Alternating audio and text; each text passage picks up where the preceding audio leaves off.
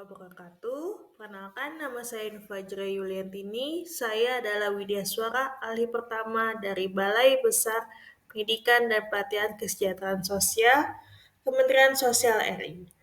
Kali ini saya akan bahas tentang strategi pembelajaran Agenda 2 Latsar CPNS. Oke, baiklah. Kali ini di Agenda 2 ini kita akan membahas tentang nilai-nilai dasar aparatur sipil negara tentang berakhlak. Berakhlak sendiri terdiri dari berorientasi pelayanan, akuntabel, kompeten, harmonis, loyal, adaptif, dan kolaboratif. Sebelum kita mengajak pada strategi pembelajaran, kita harus mengetahui tentang dasar-dasar hukum kurikulum Latsar CPNS yang terdiri dari 6. Yaitu 1. Undang-Undang Nomor 5 Tahun 2014 tentang Aparatur Sipil Negara. 2. Peraturan Pemerintah Nomor 11 Tahun 2017 tentang Manajemen PNS sebagaimana telah diubah dengan Peraturan Pemerintah Nomor 17 Tahun 2020. Yang ketiga, tentang Peraturan LAN Nomor 1 Tahun 2021 tentang Pelatihan Dasar CPNS. 4. Surat Edaran Menteri Pemberdayaan Gunaan Aparatur Negara dan Reformasi Birokrasi Nomor 20 Tahun 2021 tentang implementasi core value dan employer branding aparatur sipil negara. Yang kelima, Peraturan LAN Nomor 10 Tahun 2021 tentang perubahan atas Peraturan LAN Nomor 1 Tahun 2021 tentang Pelatihan Dasar CPNS. Dan 6. Keputusan Kepala LAN Nomor 13 garing K.1 garing PDP 07 garing 2022 tentang pedoman penyelenggaraan Latsar CPNS dan tentang keputusan Kepala LAN Nomor 14 garing K.1 garing PDP 07 garing 2022 tentang kurikulum Latsar CPNS. Secara garis besar, tujuan pembelajaran pada Agenda 2. Agenda pembelajaran ini diberikan untuk membekali peserta dengan menginternalisasi nilai-nilai dasar ASN yang dibutuhkan dalam menjalankan tugas jabatan PNS secara profesional sebagai pelayan masyarakat yang meliputi kemampuan untuk memberikan pelayanan prima demi kepuasan masyarakat, bertanggung jawab atas kepercayaan yang diberikan, terus belajar dan mengembangkan kapabilitas, saling peduli dan menghargai perbedaan, berdedikasi dan mengutamakan kepentingan bangsa dan negara, terus berinovasi dan antusias dalam menggerakkan serta menghadapi perubahan dan membangun kerjasama yang sinergis. Secara umum, penyelenggaraan Latsar CPNS dibagi menjadi 3, yaitu pelatihan klasikal murni, kedua blended, ketiga distance learning atau full e-learning. Mode penyelenggaraan Latsar klasikal. Struktur mata pelatihan pada pelatihan klasikal dilaksanakan selama 511 JP. Sebarannya yaitu untuk agenda 2 sendiri terdiri dari 66 JP, yaitu berorientasi pelayanan 10 JP, akuntabel 10 JP, kompeten 9 JP, harmonis 9 JP, loyal 9 JP, adaptif 9 JP, dan kolaboratif 10 JP. Pada mode klasikal sendiri, untuk agenda 2 terdiri dari untuk di hari ke-8, ke-9, 10, 11, 12, dan 13. Berikutnya kita akan bahas tentang mode blended learning, yaitu gabungan dari daring dan luring. Dan untuk metode ini adalah metode yang biasa digunakan dalam penyelenggaraan Latsar saat ini. Pada blended learning sendiri dibagi 3 tahapan, yaitu 1. Microlearning yang dikelola oleh LAN dalam MOOC.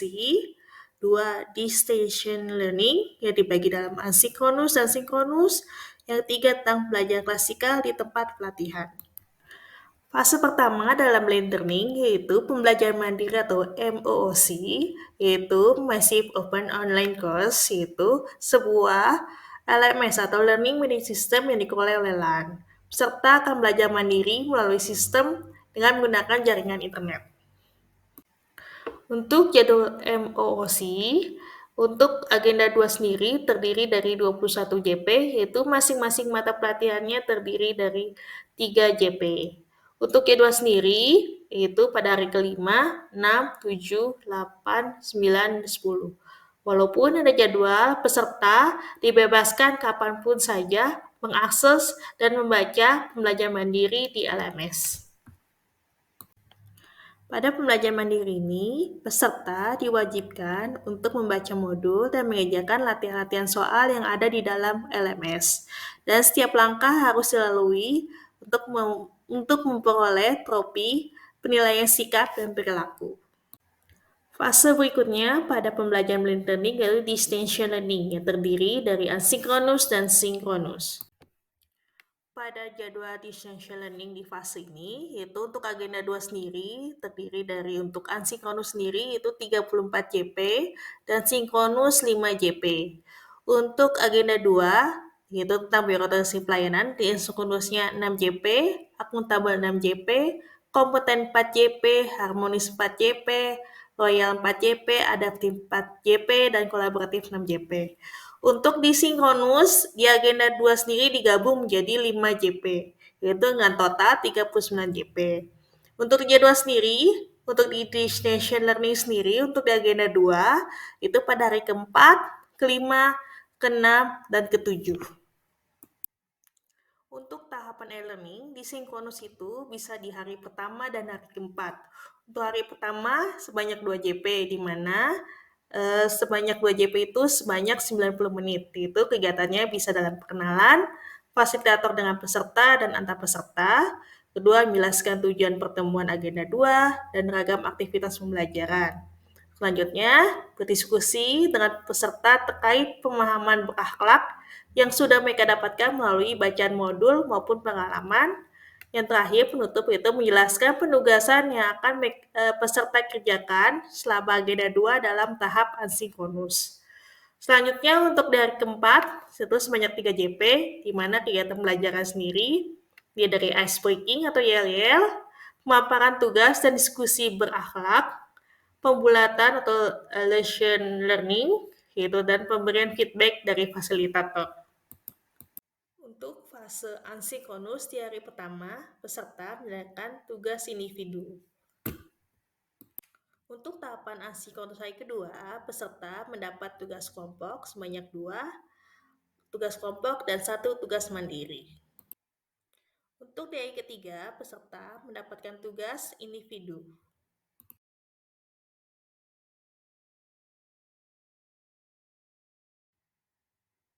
Tahapan ketiga dalam fase blended yaitu jadwal klasikal, di mana peserta mendatangi tempat pelatihan, di mana untuk di jadwalnya sendiri untuk agenda kedua yaitu pada hari kedua, di mana tentang pembelajaran agenda nilai-nilai dasar ASN.